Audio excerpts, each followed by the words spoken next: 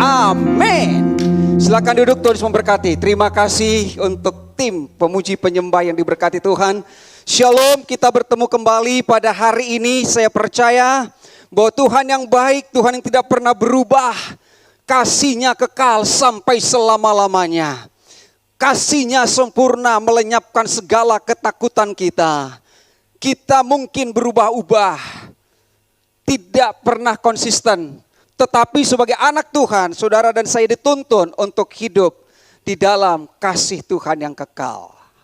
Pada hari ini kita akan mendengarkan kebenaran firman Tuhan dengan tema dengarkanlah firman Kristus.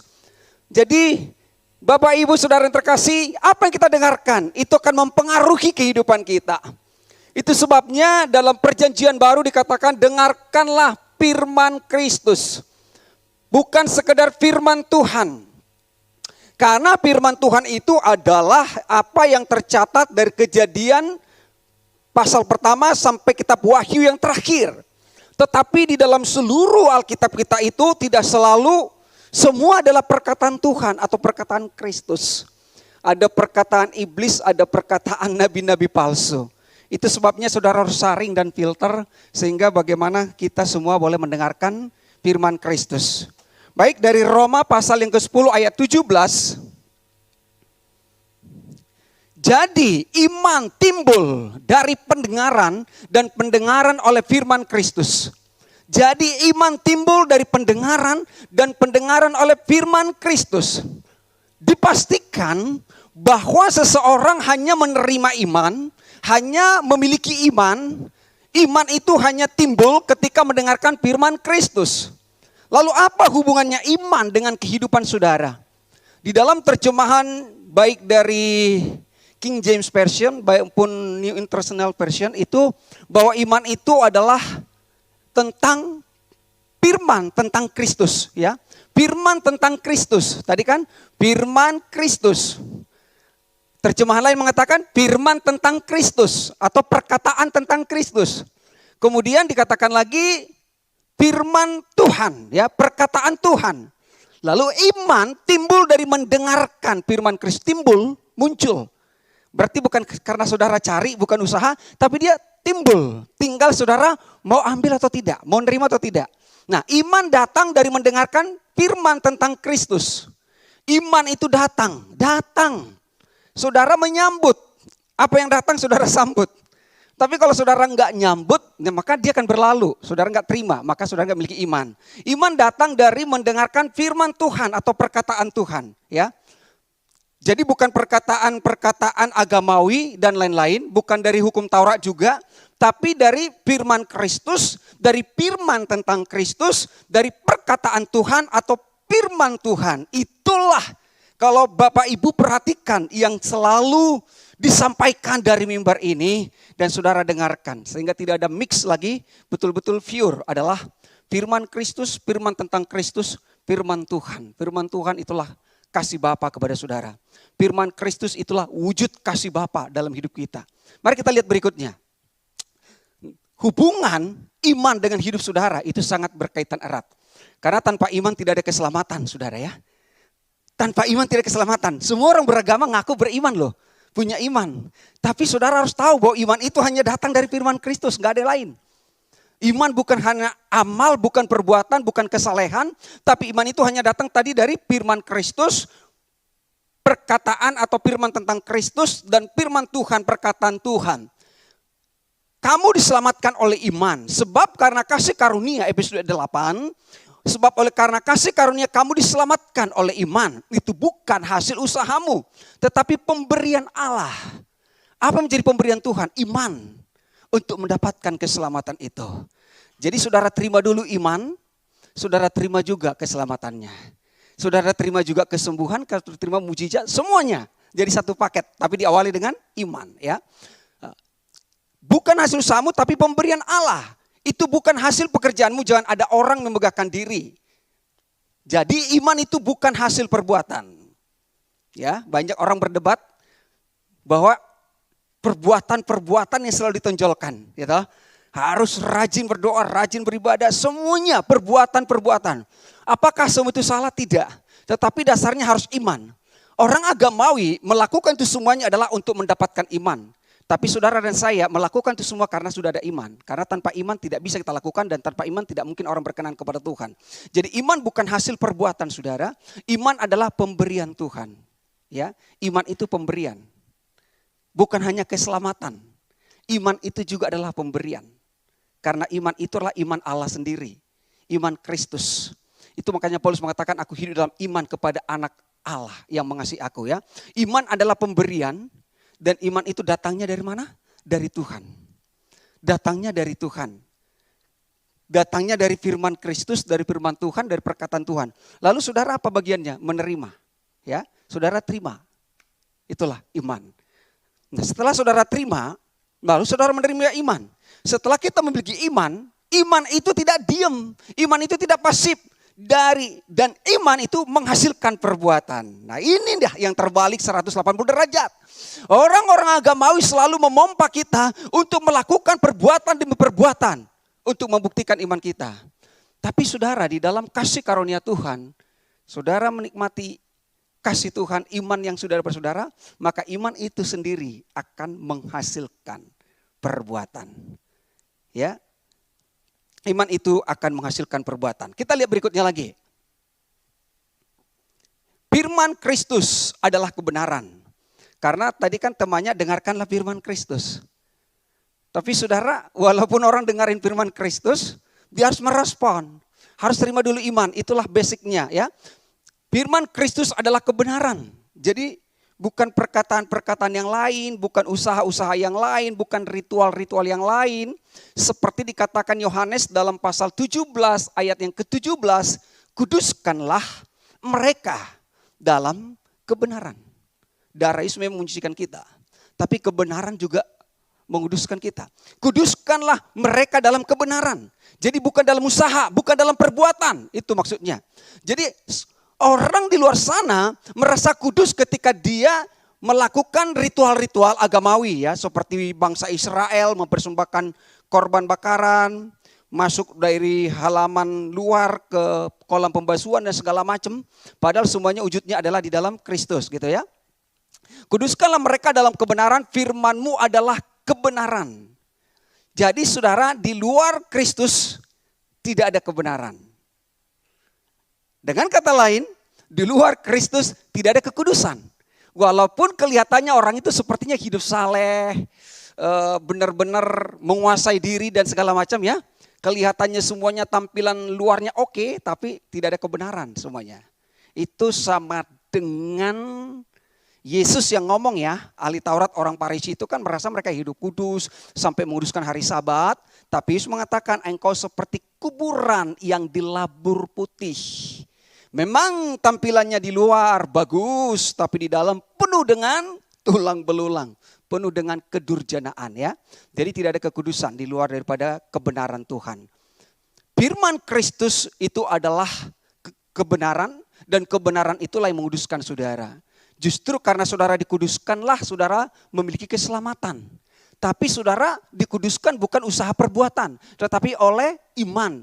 Karena sudah menerima darah anak domba Allah. Itu. Yang kedua, bahwa firman Kristus itu adalah hidup yang kekal.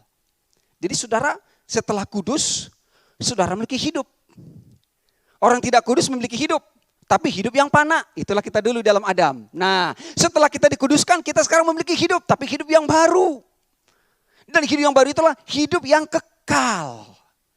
Hidup yang kekal itu adalah hidup di dalam kerajaan sorga, bukan kerajaan dunia. Hidup di dalam kerajaan Allah, bukan kerajaan manusia. Itulah yang disebut hidup yang kekal. Jadi saudara sudah berpindah dari ketidakbenaran kepada kebenaran. Dari kematian kepada hidup yang kekal. Seperti dikatakan dalam Yohanes 6 ayat 68. Jawab Simon Petrus kepadanya, Tuhan, kepada siapakah kami akan pergi? Ya karena semua orang pergi, kemanakah kami akan beribadah? Di manakah kami akan menyembah Tuhan? Kemana kami pergi? Siapa pendeta yang hebat? Gereja mana yang benar-benar diurapi? Ya itulah mungkin kalau zaman milenial sekarang. Tapi Petrus jawab, kepada siapa kami akan pergi? Tuhan, kepada siapakah kami akan pergi? Nah, ini yang warna kuning ini yang menjadi saudara sama-sama kita pahami. Perkataanmu, firmanmu adalah firman hidup, perkataan hidup yang kekal. Jadi tipuan-tipuan agamawi adalah sepertinya mereka memiliki hidup. Padahal itu adalah hidup yang fana. Sudah jelas mengapa kita hari ini mendengarkan firman Kristus. Bukan hari ini hanya mengingatkan bahwa setiap hari dalam hidup saudara, yang saudara dengarkan message yang paling penting, prioritas utama adalah firman Kristus. Kenapa? Karena firman Kristus itu kebenaran menguduskan kita. Karena firman Kristus itu adalah hidup. Hidup saudara, baik di bumi maupun di surga. Dan itu juga adalah hidup yang kekal. Berikutnya akan kita lihat. Nah, di sini Bapa Surgawi, Allah Bapa langsung mendeklarasikan kepada Petrus yang berbicara bahwa perkataanmu adalah hidup yang kekal, dan ditegaskan lagi oleh Bapa sendiri di dalam Matius pasal 17.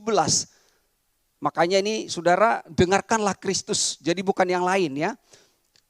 6 hari kemudian Yesus membawa Petrus, Yakobus dan Yohanes, saudaranya, dan bersama-sama dengan mereka ia naik ke sebuah gunung yang tinggi. Jadi Yesus bersama ketiga murid ini naik ke gunung yang tinggi. Di situ mereka sendiri saja. Artinya murid-murid yang lain tidak ada. Lalu Yesus berdiri. Lalu Yesus berubah rupa di depan mata mereka. Wajahnya bercahaya seperti matahari. Dan pakaiannya menjadi putih bersinar seperti terang. Luar biasa ya. Pakaiannya, jubahnya, itulah jubah kebenaran saudara dan saya ya. Ingatkan waktu anak yang bungsu kembali karena dia udah merasa tidak layak, sudah kotor, maka bapaknya kasih jubah kepada dia. Itulah jubah kebenaran. Nah, maka nampak kepada mereka ada Musa dan ada Elia. Musa dan Elia ini tidak mengalami kematian di dunia ini.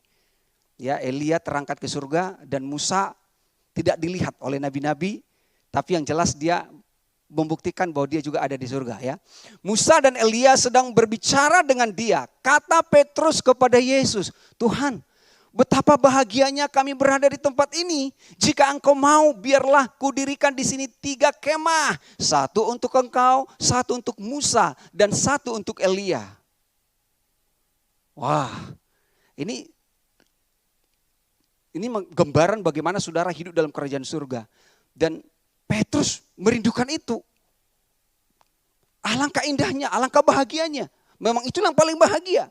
Dan tiba-tiba sedang ia berkata-kata, turunlah awan yang terang menaungi mereka. Dan dari dalam awan itu terdengar suara yang berkata. Nah ini dia, suara Allah Bapa, Bapa Surgawi.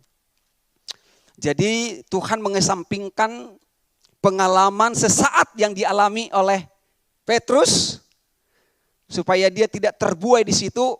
Ada yang lebih penting message yang harus disampaikan Tuhan kepada murid-murid ini, baik Yohanes, Petrus dan Yakobus. Lalu apa? Suara itu berkata, inilah anakku yang kukasihi. Yesus ya. Kepadanya lah aku berkenan. Jadi Tuhan tidak berkenan kepada korban, kepada persembahan, kepada apapun. Tapi Tuhan hanya berkenan kepada Yesus. Tuhan hanya berkenan kepada korban persembahan Yesus di Bukit Golgota. Maka Tuhan mengatakan, inilah anakku yang kukasihi, kepadanya lah aku berkenan. Dengarkanlah dia. Jadi saudara, dengarkanlah Kristus. Amin. Dengarkanlah dia. Siapa saudara dengarkan? Dia, Yesus Kristus. Ya. Sering sekali saudara, orang selesai ibadah yang nangkep gitu, yang dicatat perkataan pendetanya. Padahal mungkin itu hanya sebatas motivasi. Firman itu bukan sebatas motivasi, saudara.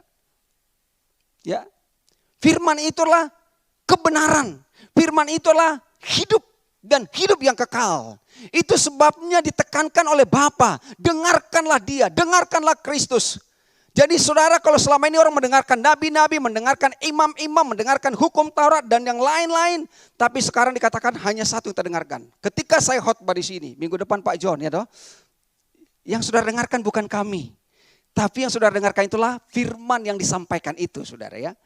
Firman yang disampaikan itu betul-betul harus Kristus. Next kita lihat lagi. Yohanes 5:24, aku berkata kepadamu, sesungguhnya barang siapa mendengarkan perkataanku, perkataan Yesus, dan percaya kepada Dia, kepada Bapa yang mengutus Yesus, ia mempunyai hidup yang kekal dan tidak turut dihukum sebab ia sudah pindah dari dalam maut ke dalam hidup. Jelas saudara? Ketika saudara percaya, saudara sudah menerima iman. Menerima iman tentang setiap perkataan Tuhan, perkataan Bapa, perkataan Kristus. Maka saudara memiliki hidup. Saudara sudah berpindah dari maut kepada hidup. Jadi tidak ada usaha yang bisa dilakukan oleh manusia untuk berpindah dari maut kepada hidup. Semua agama melakukan usaha demi usaha. Semua melakukan. Pergi ke gunung, pergi ke lembah, melakukan semua syarat-syarat yang disampaikan oleh pemimpin-pemimpin agama.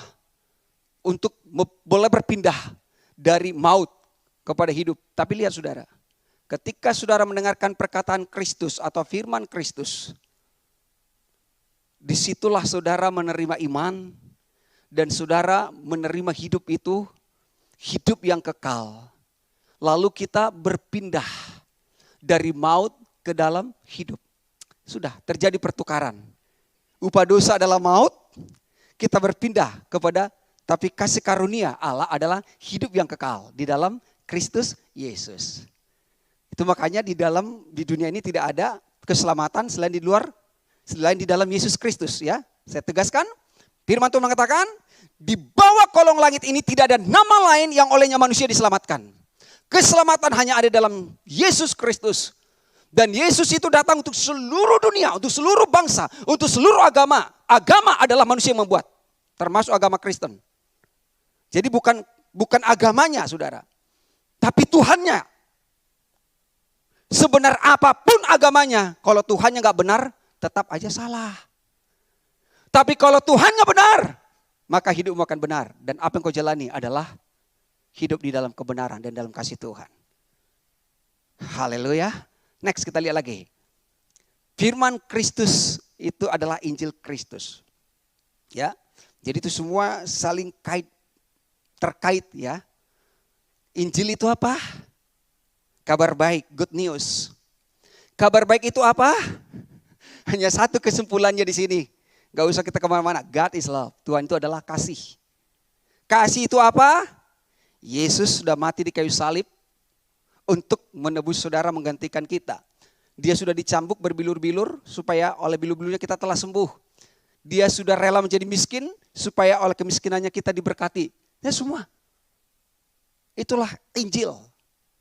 Injil Kristus ya, itu harus ditambah Kristusnya. Bukan saya yang nambah, itu ada ayatnya. Jadi Injil Kristus, bukan sekedar Injil. Karena kita akan lihat ada Injil-Injil yang lain. Filipi 1:27, hanya hendaklah hidupmu berpadanan dengan Injil Kristus. Ya. Karena ada juga Injil campuran. Ya. Ini Injil Kristus. Supaya apabila aku datang aku melihat dan apabila aku tidak datang aku mendengar bahwa kamu teguh berdiri dalam satu roh dan sehati sejiwa berjuang untuk iman yang timbul dari berita Injil. Nah, kembali lagi dari awal. Jadi iman itu timbul dari berita Injil. Tanpa berita Injil, tanpa berita firman Kristus gak ada iman. Saudara. Halusinasi semuanya. Itu hanya usaha dan perasaan. Kalaupun orang sepertinya merespon, menangis dan segala macam, itu hanya sensasionalnya saudara ya. Tapi sebenarnya belum menyentuh kepada titik yang sesungguhnya ya. Jadi iman yang timbul dari berita Injil. Makanya di tempat ini dari mimbar ini selalu Injil, Injil Kristus, firman Kristus, kasih Tuhan yang diberitakan, iman saudara terus aktif untuk menerima segala kebaikan Tuhan. Berpadanan dengan Injil Kristus, sinkron gitu saudara ya. Selaras, serasi, berjalan bersama-sama. Itu dia. Dan iman itu timbul dari berita Injil ya. Dari awal sudah tadi imanmu sudah timbul berita Injil. Dan oleh iman saudara diselamatkan melalui kasih karunia. Kita lihat berikutnya lagi. Injil adalah kekuatan Allah. Ya, Injil itu adalah kekuatan Allah. Jadi firman Kristus itu adalah kekuatan Allah. Perkataannya itulah hidup, makanya kita kuat ya toh. Kita bisa hidup karena ada kehidupan yang kita terima. Injil adalah kekuatan Allah di dalam Roma 1 ayat 16. Sebab aku mempunyai keyakinan yang kokoh. Apa itu keyakinan yang kokoh? Iman. Iman dari mana tadi? Dari mendengarkan berita Injil. Iman itu adalah apa? Pemberian. Nah, sebab aku mempunyai keyakinan yang kokoh dalam Injil. Karena Injil adalah kekuatan Allah. The power of God. Jadi Injil itu kekuatan Tuhan saudara ya.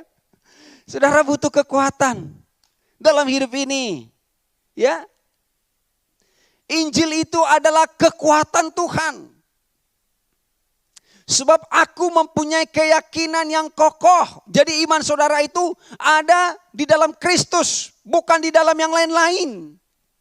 Bukan kepada pendeta. Bukan kepada siapa-siapa. Iman saudara itu ada dalam Kristus. Ya, iman yang kokoh dalam Injil karena Injil adalah kekuatan Allah. Ya. Injil, firman Kristus adalah kekuatan Allah yang menyelamatkan setiap orang yang percaya. Kebutuhan manusia yang terbesar adalah keselamatan. Walaupun mungkin ada orang ingin sukses, keluarga bahagia, ingin sembuh, ingin dapat jodoh dan lain sebagainya. Tetapi kebutuhan terbesar adalah keselamatan. Dan ketika saudara mendapatkan keselamatan itu, saudara harus memahami bahwa di dalam keselamatan itu juga, itulah pribadi Kristus, kasih Tuhan. Bahwa di situ semuanya apa yang menjadi kebutuhan kita, Tuhan sudah sediakan. Ya, setiap orang yang percaya, jadi percaya itu ya memiliki iman. Pertama-tama orang Yahudi tetapi juga orang Yunani. Jadi enggak dibatasi, semua orang. Sebab di dalamnya nyata kebenaran Allah. Oke. Jadi di mana kebenaran Tuhan? Bukan di dalam perbuatan kita, bukan di dalam usaha kita, bukan di dalam ritual ibadah kita, tetapi di dalam Injil, di dalam perkataan Kristus, di dalam firman Kristus nyata kebenaran Allah. Disitulah kebenaran Tuhan, nyata kebenaran Allah yang bertolak, dimulai ya, bertolak dari iman. Dan memimpin kepada iman. Jadi dimulai dari iman, dilanjutkan kepada iman. Iman itu datang dari mana? Dari firman Kristus. Iman itu muncul dari mana? Dari firman Kristus. Lalu saudara apa yang harus dilakukan? Terima. Setelah saudara terima, saudara miliki. Nah setelah saudara miliki iman, saudara berjalan dari iman. Dan terus melanjutkan dengan iman. Dan di dalam iman itu saudara temukan apa? Kekuatan Tuhan, kebenaran Tuhan, kekudusan Tuhan, kehidupan. Bahkan hidup yang kekal. Seperti ada tertulis, orang benar akan hidup oleh iman. Siapa orang benar? Orang yang dibenarkan. Siapa membenarkan? Tuhan Yesus Kristus. Siapa kebenaran kita? Yesus. Jadi orang benar akan hidup oleh iman. Di dalam Injil nyata kebenaran Allah. Saudara, makanya tadi kita mendengarkan firman Kristus. Itulah Injil. Disitulah nyata kebenaran Allah. Itu yang harus saudara dengarkan dimanapun saudara. Ya, karena mungkin setelah ini kan saudara bisa buka YouTube, di sana banyak khotbah-khotbah. Saudara ngertilah menseleksinya gitu. Ini benar enggak ini firman Kristus, Injil Kristus atau campuran? Kita akan lihat berikutnya ya. Kenapa? Karena belum masih di situ. Karena hanya di dalam Injil Kristus itu saudara dapatkan kebenaran Allah. Kebenaran Allah itu apa? Oh saya harus berbuat baik. Saya harus mengasihi, saya harus mengampuni. Bukan sebatas itu. Kebenaran itu apa? Kebenaran Allah itu apa? Tuhan itu adalah kasih. Itulah kebenarannya. Itulah kebenarannya. Karena di luar sana mengatakan, iyalah pantaslah kamu terhukum. Kamu sih hidupmu gak jelas. Tuhan tidak menghukum. Kita hanya dihukum oleh konsekuensi perbuatan kita. Ya. Di dalam Injil nyata kebenaran Allah adalah Tuhan adalah kasih. Orang benar akan hidup oleh iman. Saudara dan saya adalah orang benar. Ada amin? Kita orang benar. Kita orang benar hidup oleh iman. Orang yang benar hidup oleh iman itu artinya hidup oleh iman bukan berarti, oh berarti aku nih kurang iman ya. Kurang iman. Bukan soal kurang iman, saudara ya. Orang benar akan hidup oleh iman. Hidup oleh iman itu artinya kita bergantung kepada kasih Tuhan. Itulah iman. Ya. Jadi bukan usaha saudara ini, bukan perbuatan. Ya udah bergantung pada kasih Tuhan. Aku percaya Tuhan tuh mengasihi saya. Di lembah kekelaman, Dia akan menerangi jalan saya. Bahkan di pinggir jurang sekalipun, Dia akan membalikkan arah jalan saya. Itulah yang bergantung kepada kasih Tuhan. Kita lihat lagi, supaya lebih jelas. Nah, jauh-jauh sebelumnya, siapa sih orang benar itu pertama kali disebutkan? Itu adalah Abraham. Anak sekolah minggu ada lagunya, Bapak Abraham mempunyai banyak sekali anak-anak. Oba anaknya, Obed juga. Dewi dan Pak John. Jadi Abraham itu disebut orang beriman. Bapak orang beriman. Tapi imannya jangan kepada Abraham. Wah, ya. Karena orang-orang Farisi bangga kepada Abraham. Kami keturunan Abraham katanya. Bangga kepada Musa. Bukan saudara. Abraham mendengarkan Injil. Jadi di perjanjian lama itu pun kita akan bisa menemukan Injil. Perkataan Kristus sendiri ya. Galatia 3 ayat 7. Jadi kamu lihat bahwa mereka yang hidup dari iman. Mereka itulah anak-anak Abraham. Hidup dari iman. Iman siapa? Iman Kristus. Dan kitab suci yang sebelumnya mengetahui bahwa Allah membenarkan orang-orang bukan Yahudi oleh karena iman. Ya. Jadi dibenarkan itu tetap juga oleh karena iman. Telah terlebih dahulu memberitakan Injil kepada Abraham. Ya. Telah terlebih dahulu memberitakan Injil kepada Abraham. Apa katanya?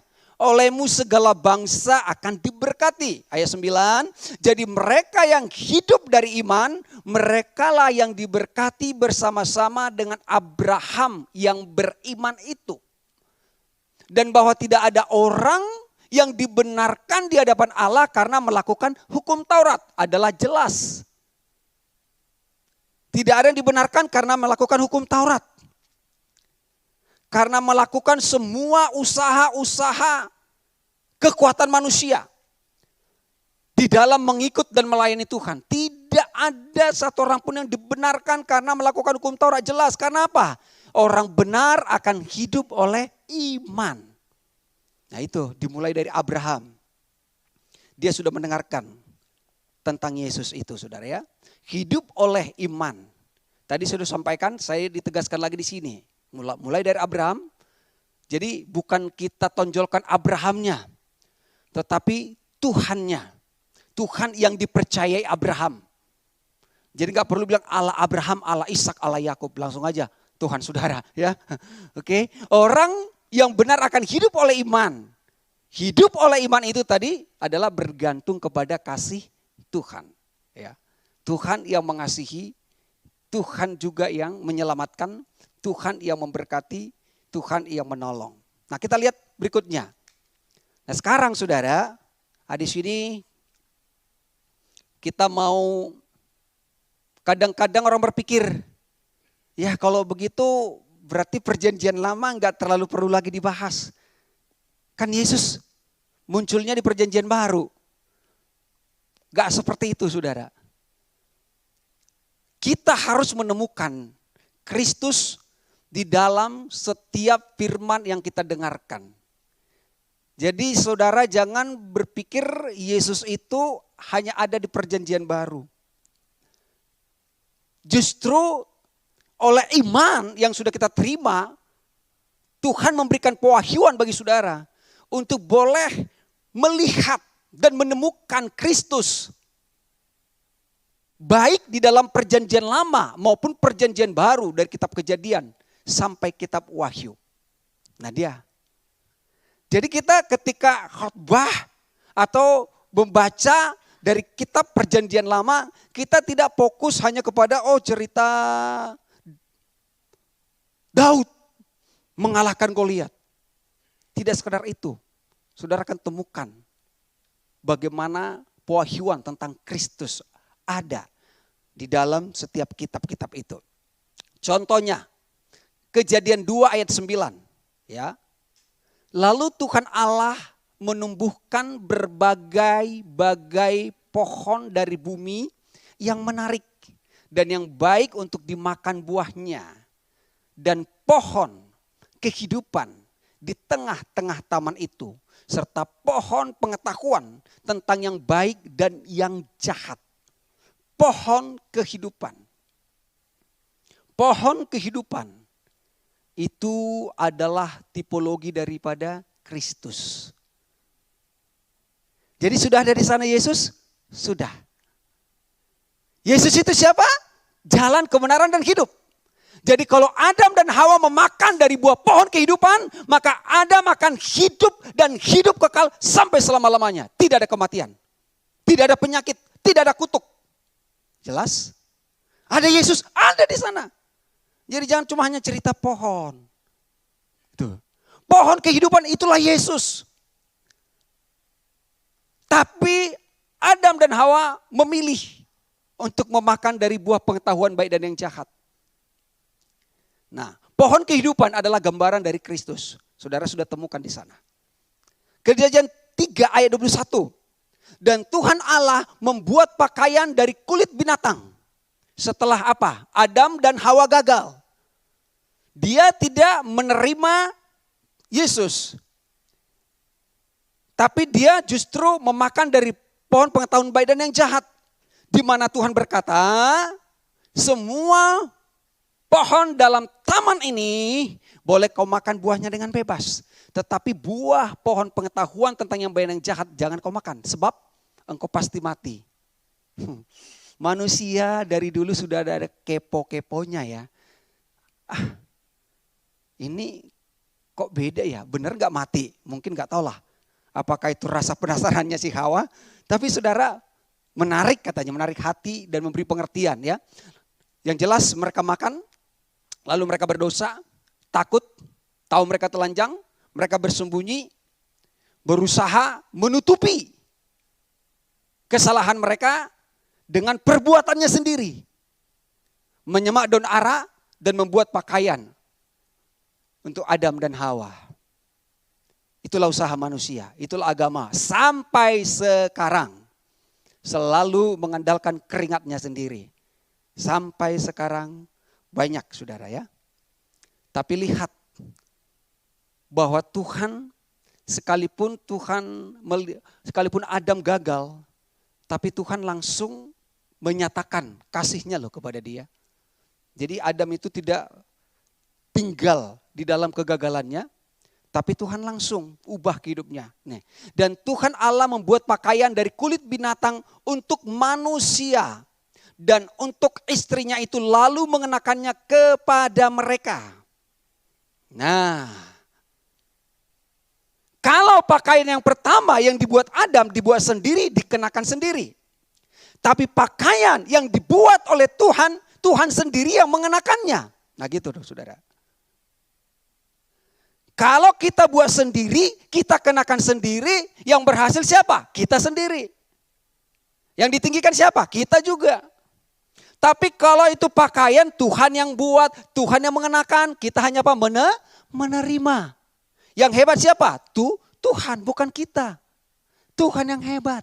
Lalu saudara lakukan apa? Terima kasih Tuhan.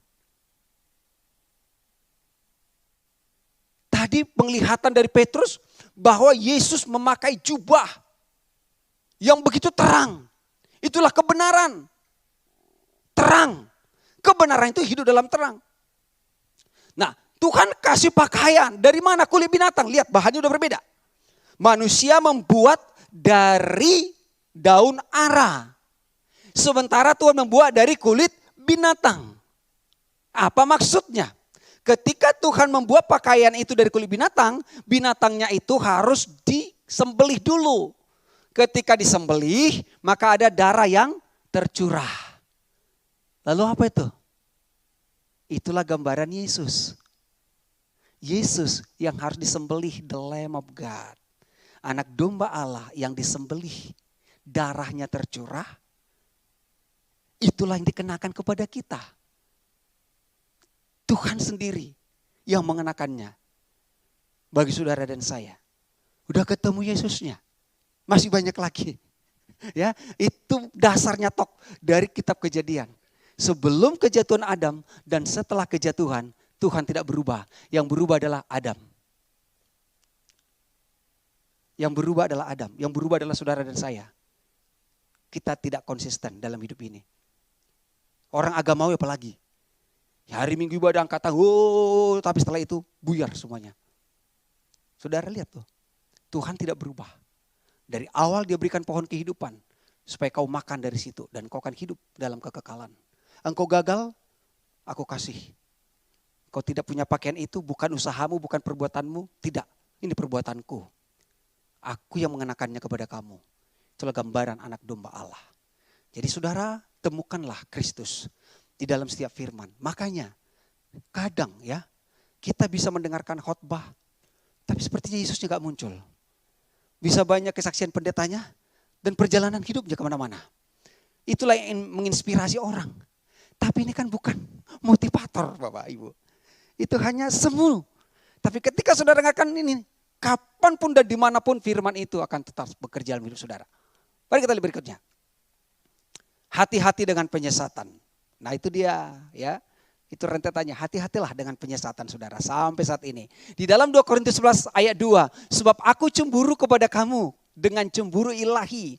Karena aku telah mempertunangkan kamu kepada satu laki-laki. Untuk membawa kamu sebagai perawan suci kepada Kristus. Ya, tetapi aku takut. Ini kekhawatiran Paulus ya. Aku takut kalau pikiran kamu disesatkan dari kesetiaan yang sejati kepada Kristus. Sama seperti Hawa diperdayakan oleh ular itu dengan kelicikannya. Jadi Hawa diperdayakan oleh ular itu dengan kelicikannya. Sampai sekarang juga manusia, dunia ini, bahkan sebagian gereja masih diperdayakan. Diperdayakan oleh kelicikan nabi-nabi palsu itu saudara ya. Hati-hatilah. Paulus sudah ingatkan kepada jemaat di Korintus. Kalau jemaat di Hauge gak perlu lagi diingatkan. Karena saudara sudah tinggal di dalam kasih Tuhan ya. Tapi ini perlu digarisbawahi. Diperdayakan. Mari kita lihat berikutnya supaya dapat intinya. Nah pertama, firman Tuhan itu, firman Tuhan kepada Adam dan Hawa seperti apa sih?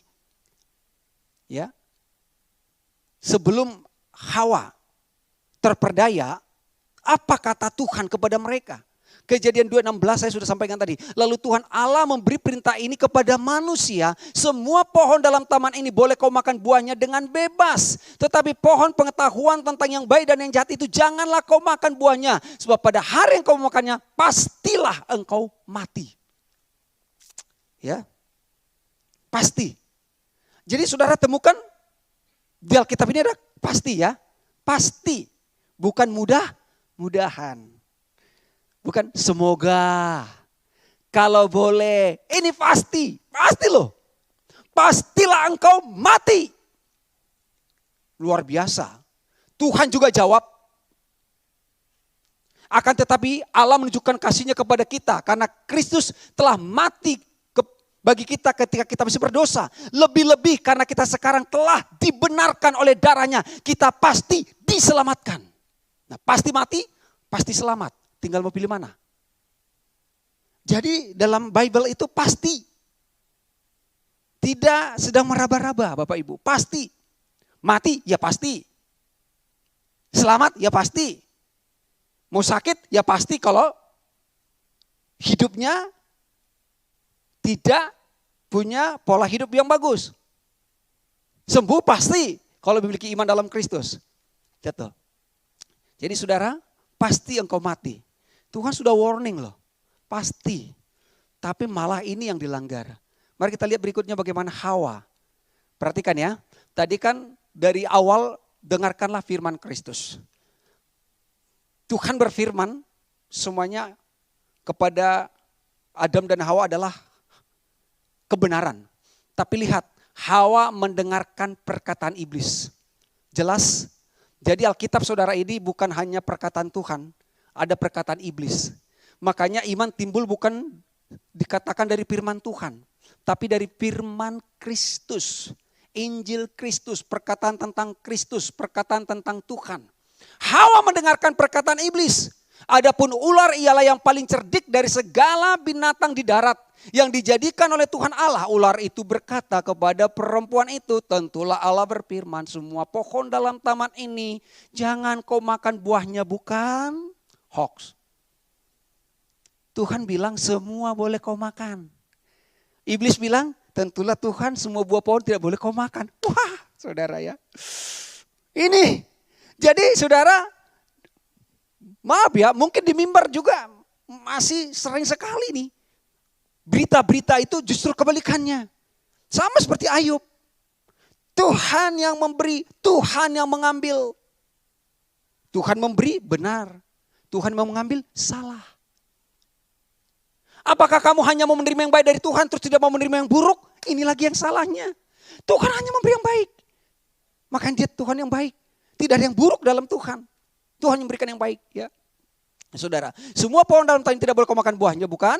Lalu sahut perempuan itu kepada ular itu, buah pohon-pohon dalam taman ini boleh kami makan. Tetapi tentang buah pohon yang ada di tengah-tengah taman, Allah berfirman, jangan kamu makan ataupun raba buah itu, nanti kamu mati. Tetapi ular itu berkata kepada perempuan itu, sekali-kali kamu tidak akan mati.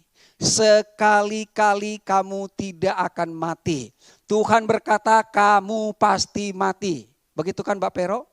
Kamu pasti mati. Tapi iblis berkata sekali-kali kamu tidak akan mati. Hawa percaya mana? Tuhan atau iblis? Percaya iblis kan? Hawa percaya iblis. Tuhan bilang kalau kau makan pasti mati. Satan bilang sekali-kali kau tidak akan mati. Hawa percaya. Inilah dia gambaran dari gereja. Mohon maaf masih percaya kepada rekayasa semua kebenaran firman. Itu loh saudara. Itu fakta. Next kita lihat. Waktu berjalan ternyata terus. Peringatan Paulus kepada jemaat di Korintus. 2 Korintus 11 ayat 4. Sebab kamu sabar saja jika ada seorang datang memberikan Yesus yang lain. Wow, ini dia Yesus yang lain.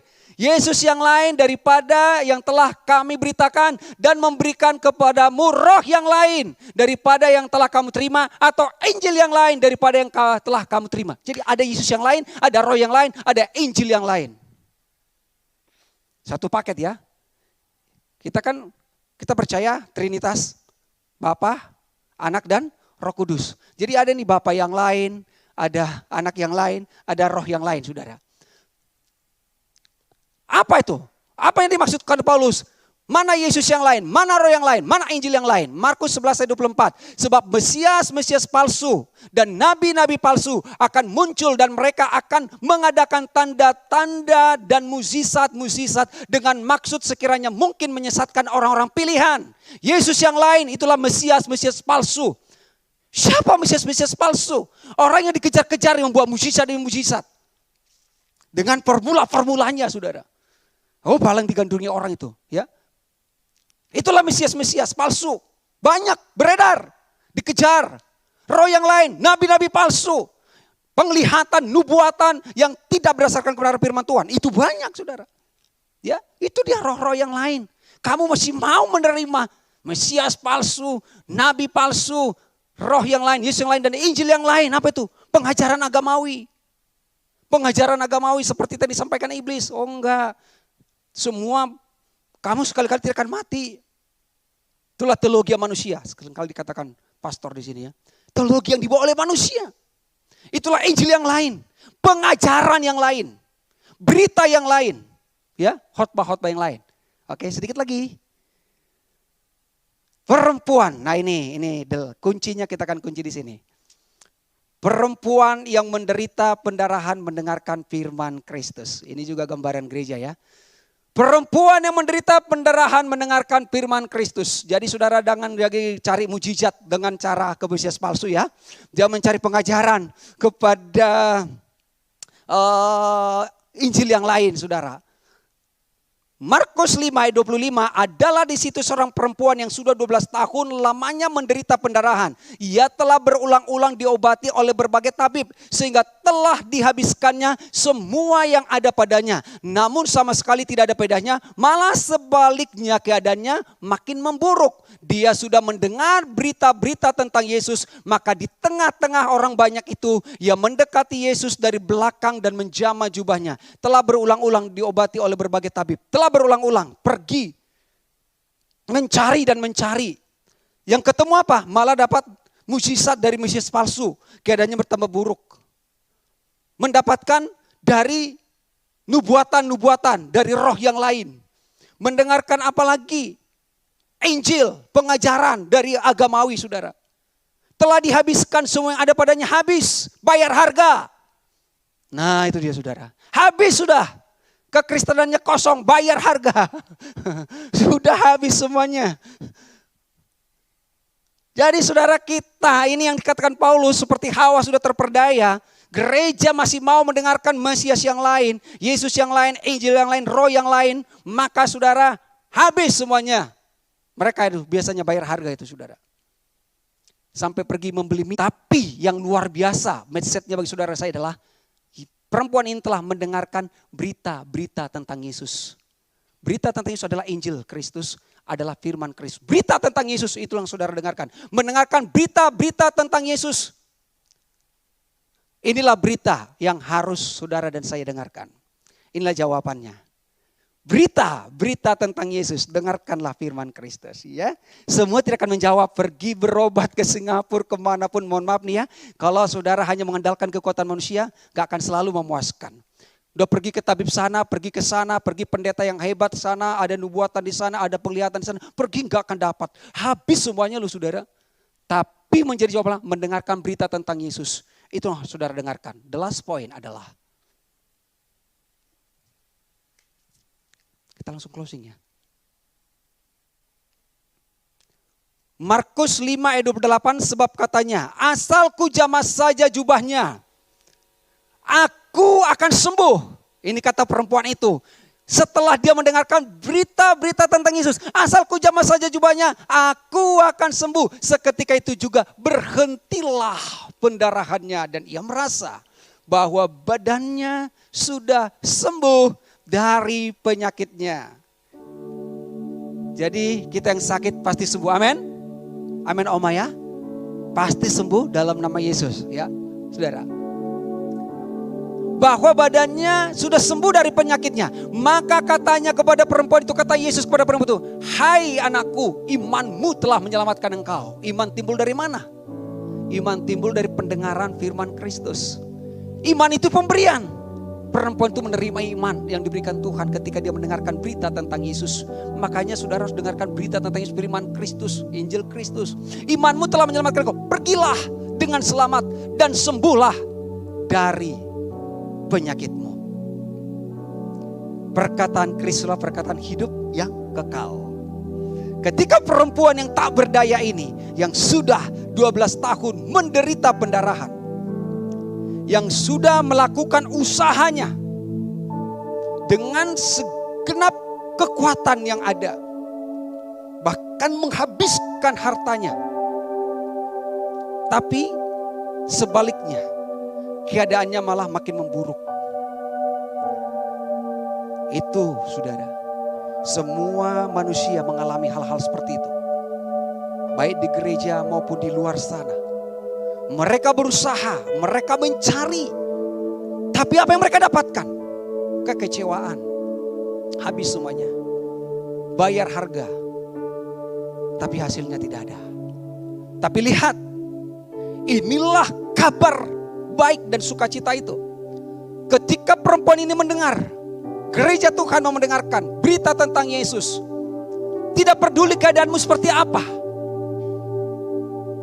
Apakah kita sakit? Apakah kita lemah? Apakah kita gagal? No problem. Apakah kita merasa kotor, tidak layak, najis? Tidak masalah. Tuhan Yesus tidak menolak kita. Adakah saudara dan saya percaya? Ketika saudara percaya, mendengar, maka kata Yesus, imanmu telah menyelamatkan kau. Go, pergilah dengan selamat, sembuhlah dari penyakitmu. Jadi Tuhan selalu pertama keselamatan. Kalau kau selamat, kesembuhan akan ada. Kalau kamu selamat, berkat akan ada. Keberhasilan, kesuksesan, semua Tuhan berikan. Ketika saudara sudah menerima firman Kristus. Perempuan itu dipulihkan karena mendengar dan percaya kepada Kristus. Orang yang pertama akan mengalami pemulihan. Dan saudara yang sudah dalam Kristus pun kadang-kadang mungkin jatuh bangun, Tuhan tetap akan pulihkan. Dengarkanlah firman Kristus. Itulah kabar baik bagi saudara. Tuhan Yesus memberkati kita. Haleluya. Kita berdoa, terima kasih Tuhan Yesus. Kalau pada siang hari ini kami sudah mendengarkan firman Kristus, Injil Kristus, firman tentang Kristus, perkataan Tuhan sendiri.